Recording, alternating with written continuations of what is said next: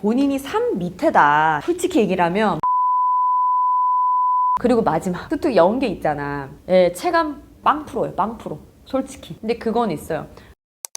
안녕하십니까, 연승쌤입니다. 우리 어린이들이 공부 방법에 대해서 되게 질문이 많더라고. 특히 등급별로 공부 방법 어떻게 해야 되는지 좀 추천을 해달라. 지금 시중에 있는 문제집 어떻게 활용을 하면 되냐, 이런 질문들이 많이 나와서 기획을 해봤습니다.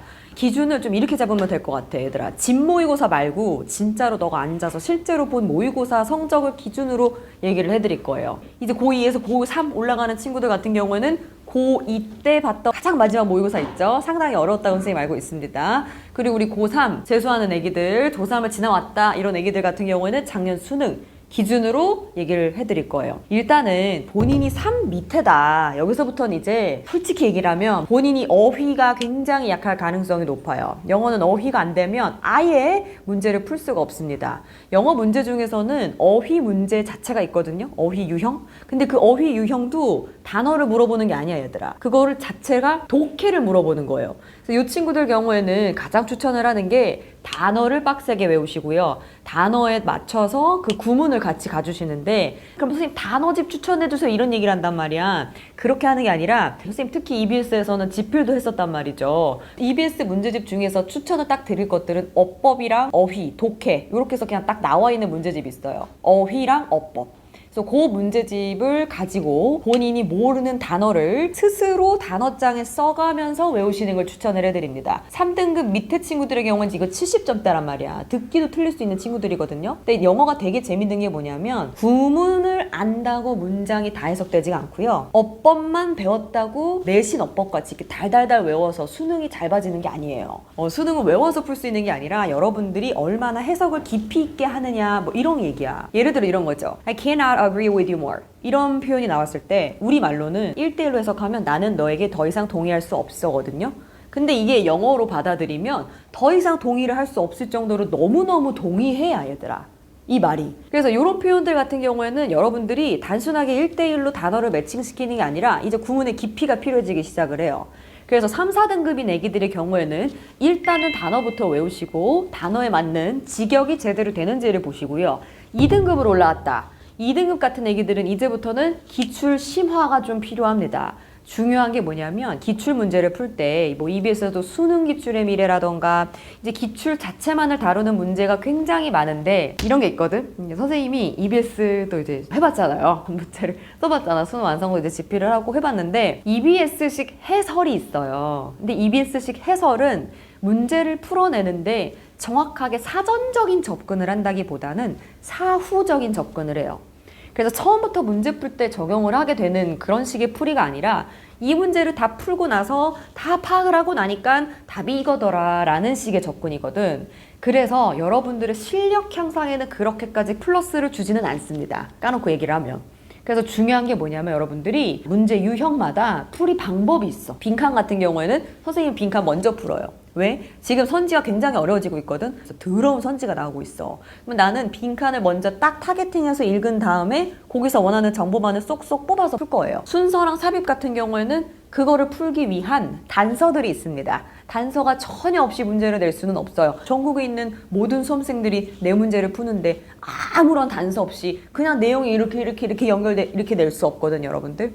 그래서 거기에 팁들이 있습니다. 그래서 단순하게 문제를 박박 푸는 게 아니라 본인이 갖고 본인이 체화할 수 있는 자기만의 문제풀이 방식이 확립이 돼야 돼요. 그 다음에 이제 2에서 1로 넘어가겠다. 여기서부터는 뭐가 시작이 되냐면 빈칸 순서 삽입에 대한 집중적인 학습이 필요해요. 빈칸 같은 경우에는 지금 가장 많이 출제되고 있고 거론이 많이 되고 있는 부분은 어떤 거냐면 빈칸 종류가 여러 개잖아, 얘들아. 단어 하나 넣는 것도 있고요.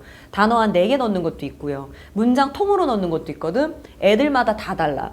단어 하나 넣는 31번 문제가 2학년 때까지는 쉬워요. 3학년 때부터 엄청 어려워지기 시작하거든. 그걸 못 푸는 친구들이 많습니다.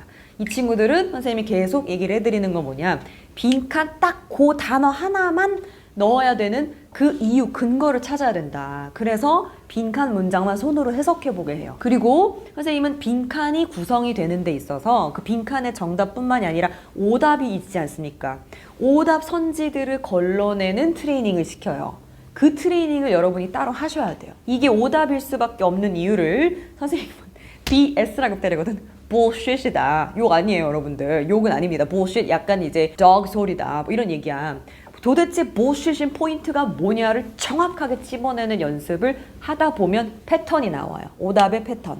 예를 들어 필자의 생각에 반대되는 얘기는 꼭 들어간다. 아니면은 지역적으로 그냥 한 번 언급한 건데 마치 이게 굉장히 중요한 것처럼 오답에 드러난다. 이런 것들 있잖아. 그런 식의 패턴이 나오기 시작해요. 그러면 여러분들이 뭘 할 수 있냐면 내 생각을 넣지 않고 충분히 글만 가지고 논리적인 사고를 해낼 수 있어요. 틀릴래야 틀릴 수가 없는 수준으로 올라갈 수 있어요. 그래서 이런 식으로 문제집 추천이라기보다는 등급별로 어떤 식으로 공부를 해야 하는지를 선생님이 말씀을 드렸는데, 이렇게 한 이유는 문제집이 가지고 있는 형태의 포맷은 똑같지 얘들아. 근데 그 똑같은 포맷을 본인이 어떻게 적용시키는지는 애들마다 다 달라요. 똑같은 문제집을 갖더라도 얼마만큼의 깊이로 내가 뜯어낼 것이냐, 이런 것들이 굉장히 좌지우지할 가능성이 높습니다. 그리고 마지막, 수특 연계 있잖아. 영어는 계속 선생님이 얘기하는 부분이지만 체감 거의 그냥 빵 프로예요. 빵 프로. 솔직히. 근데 그건 있어요. 선생님이 수완을 썼잖아요. 재작년 수완을 집필을 했었는데 EBS 문제만큼 이 정도로 정제를 시키고 검토를 해서 만들어낸 문제는 시중에 거의 없다고 봅니다. 왜냐면은 그 선생님이 이제 EBS 수능 완성 문제를 집필을 할 때도 합숙을 해. 합숙을 얘들아.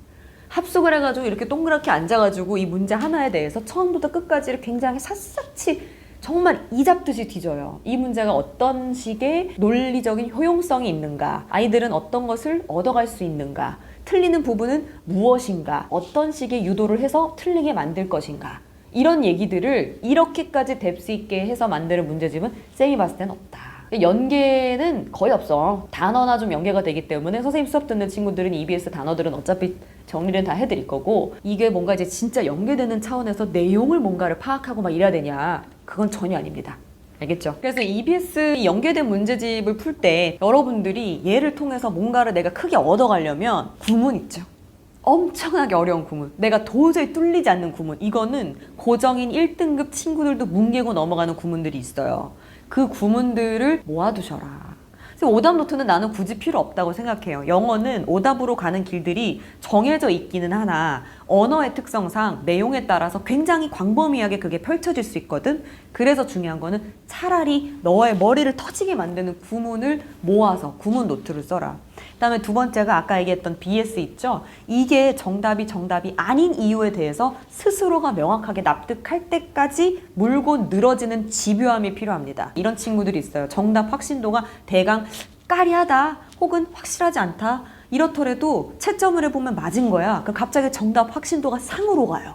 굉장히 많아요, 이런 친구들. 그게 구멍이에요. 그게 수능 당일날에 등급을 한 등급, 두 등급, 심하게는 세 등급까지 떨어뜨릴 거예요. 그렇게 감을 소거하는 그런 식의 그 갭을 계속 줄이는 공부를 하셔야겠습니다. 그래서 이렇게 등급별로 공부를 어떻게 해야 하는지를 선생님이 명확하게 말씀을 드렸는데, 선생님 저는 그럼에도 불구하고 이런 게 조금 더 궁금해요. 이렇게 궁금한 친구들은 답글을 좀 달아주시고, 답글을 단 친구들에 한해서 선생님이 굉장히 중요한 수능 필수 어휘랑 그 다음에 수능 필수 수거를 메일로 보내드릴 겁니다. 선생님 메일로 보내주시면 자료들을 또 보내드릴게요. 다음 시간에도 또 알찬 정보로 오겠습니다. 다음 시간에 봐요.